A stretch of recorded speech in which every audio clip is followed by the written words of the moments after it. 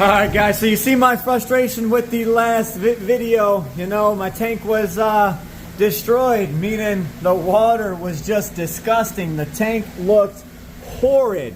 So, you know, to me that was a destroyed tank. Some of you may have took that in a different light, and that's alright. I'm going to keep on making videos. But today we're actually going to drain this tank down, and I'm going to get my big self in there, and we're going to catch some of these fish. Alright, so I got my 2-inch hose in here, this white hose. This is draining right to outside. So we're just going to basically do a massive water change on this tank.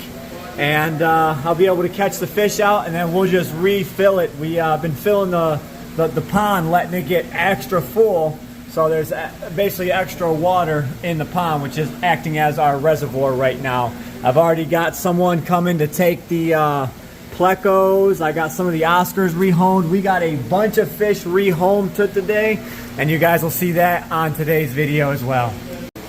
Alright, so to make this happen, we are going to clear some fish out of the 4400. They're going to go out to the monster pond, and we're also going to bring some of the fish from the 2200 over into here. So everyone gets an upgrade today, and you guys get to see me try and catch some fish out of the 4400, because this will be fun. Not really though.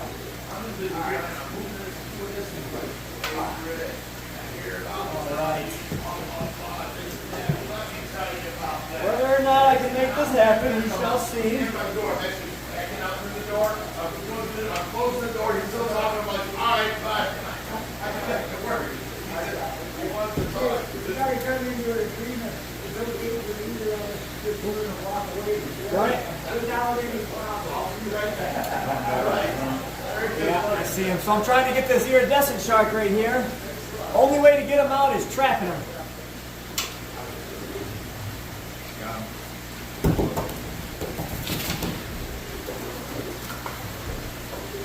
Big iridescent sharks, you have to worry about them knocking themselves out. And he just hit the tank very, very hard. Anyway. That's the smallest we got. Yeah. This one right here. I'm setting one up for a public defender's office.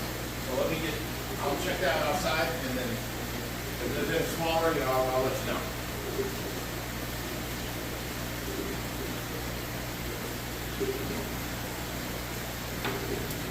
Ah! Ah! Oh no. Oh. All right, so part one's over. Now part two is actually getting them out. I'll follow you with the camera, Josh. Thank you. Ah! Part two is over. I got them in the net. Now part three is getting them out of the tank. This is going to be a wet one. Ah! Ah! All right, well, the camera cut off, but we did release the iridescent shark in here. So we have the original one that was in here. He was pretty big.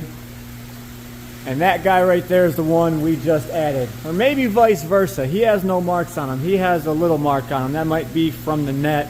Kind of hard to tell. They're almost the same exact size, but they are dwarfs compared to these paroon sharks in here. All right, we're going to move these plecos first. Maybe.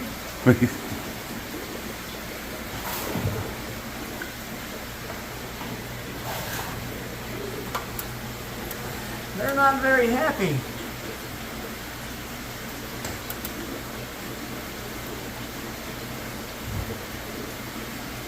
The issue with these big tanks is other people designing them. You've got this 16-foot long tank, and there's a 2-foot port to do all of the work on the top. It's absolutely terrible.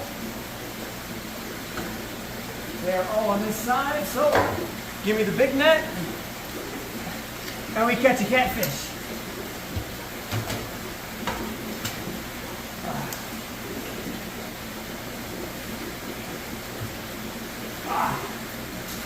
Like a pro. He's a big boy.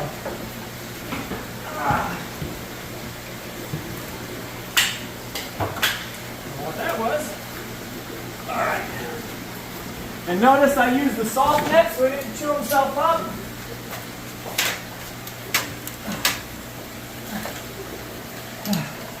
All right, bud. You get to go in here until you go in the monster pond. And that was the larger of the platinum redtails. Definitely add some color and activity into here. We will slowly move some more fish out of here. I'm thinking the next things to go. You remember we moved all these marble cats out at 3,000 for all them stingrays. We can put the marble cats back in there. There's a few in there now, so don't need them in multiple tanks. And another problem you have is whoever built this fish room and designed it with such a low ceiling, if you had 10-foot ceilings, you'd be okay.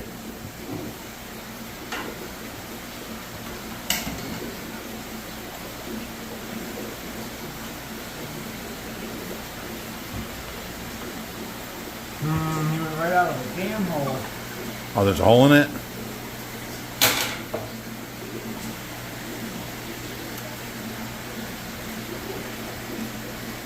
Well, you think with the bigger net it'd be easier to catch them, Yeah, but it's so hard to maneuver. Yeah, it's actually slower underwater with the resistance of the size of the net. Plus the small netting makes it even harder. This guy is going in the 750.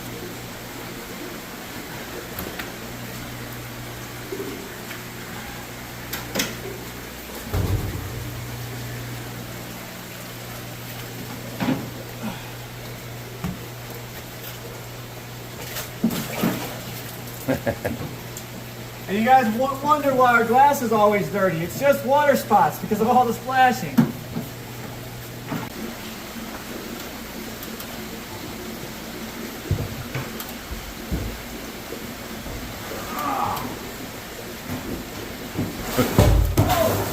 Oh, I got wet over here. Ugh. And that's why monster fish don't belong in tanks. Don't do what we do.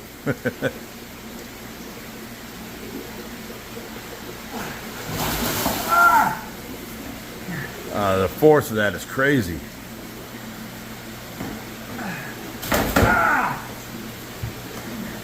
Have to worry about hurting the fish and hurting the tank. Oh, God. that sounded a lot worse than it was. He slapped his tail on the flat ceiling. And my head. In your head.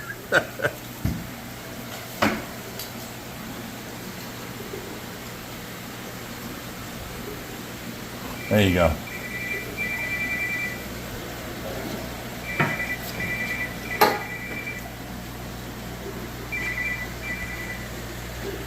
Very nice looking. He knocked himself out a little bit. No, he didn't hit his head at all.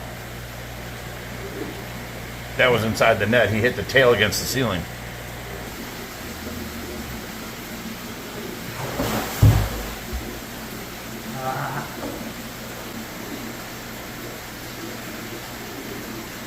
Oh, he knows. But he's not smart enough to outmaneuver guys.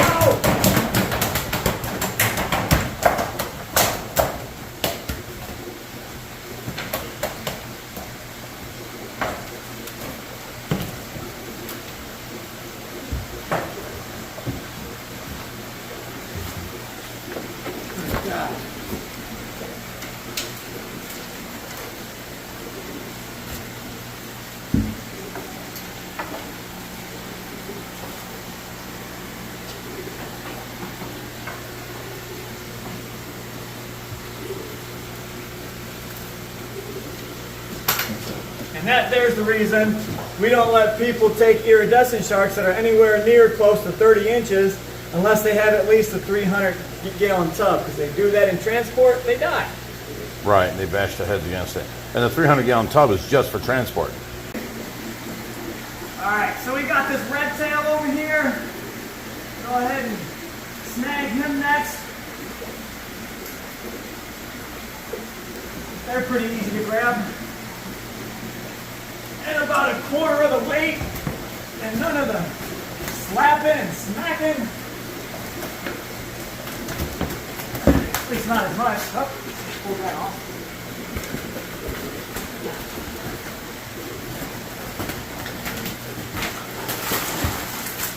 Oh my goodness.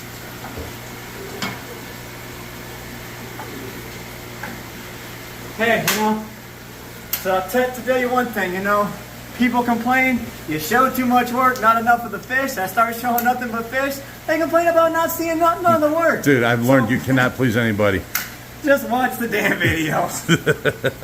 That's cool, he's perked up on that rock. Yeah. Alright, we've got this xanthic short body gar. He's almost big enough to go in the pond. We just wanted him to put on some size before we knew for sure.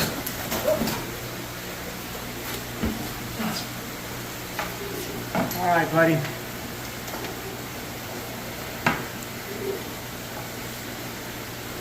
Oh yeah, he looks good in there.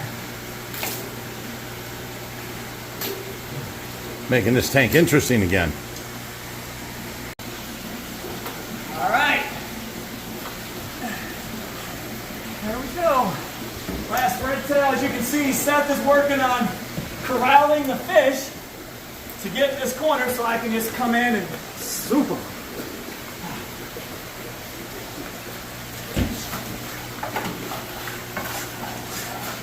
And I don't know if I mentioned this on one of the previous videos. I know I mentioned it on the live stream, but we had two of our longtime cichlids in here.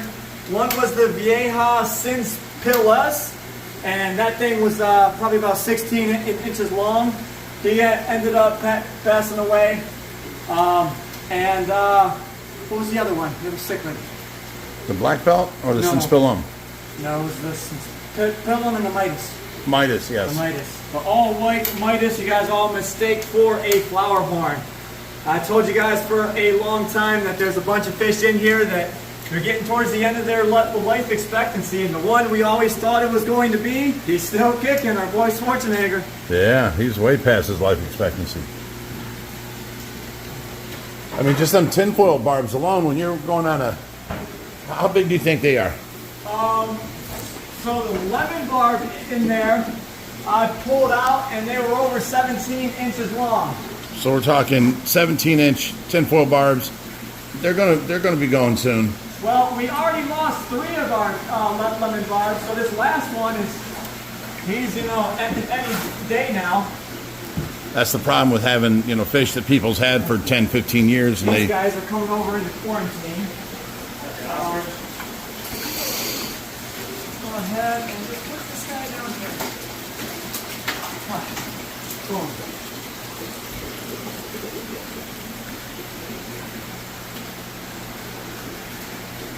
Now you think the easiest fish were the plecos and the Oscars, and they're the last ones left.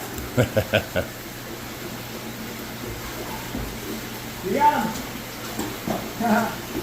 Here, if you want to swing them this way, I can grab the front one of the net.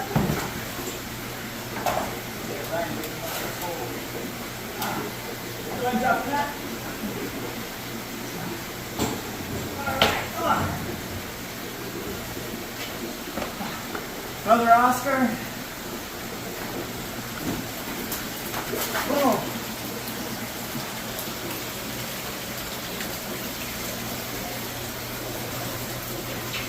Very nice. Could stay with the rays too. Doesn't really matter. But I just figured we have a pleco tank that we feed all the pellets to. So consolidate, you know. Yep.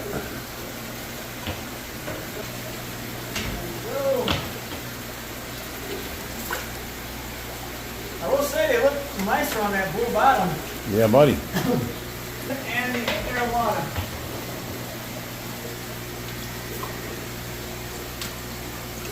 Hey, there they go. They've been in there for a while.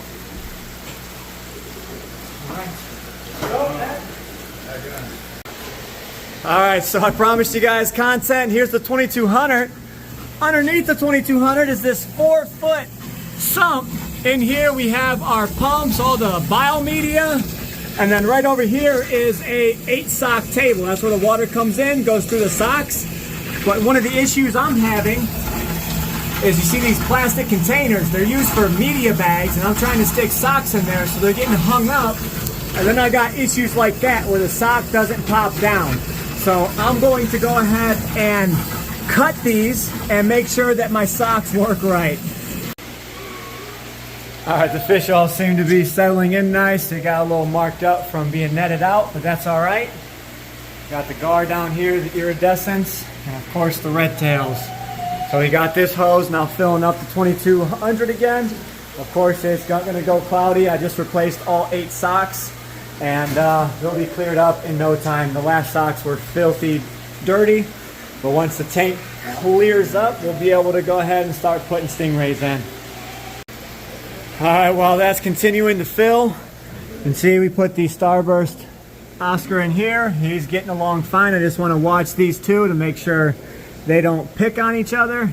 I really like this guy, but I do like that Starburst Oscar there.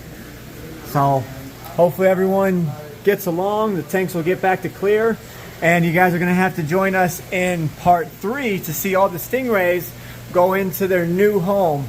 So this tank is inches from filling up, and then I'll be able to turn the pumps back on and start filtering this water again, because I made it a filthy mess yet again.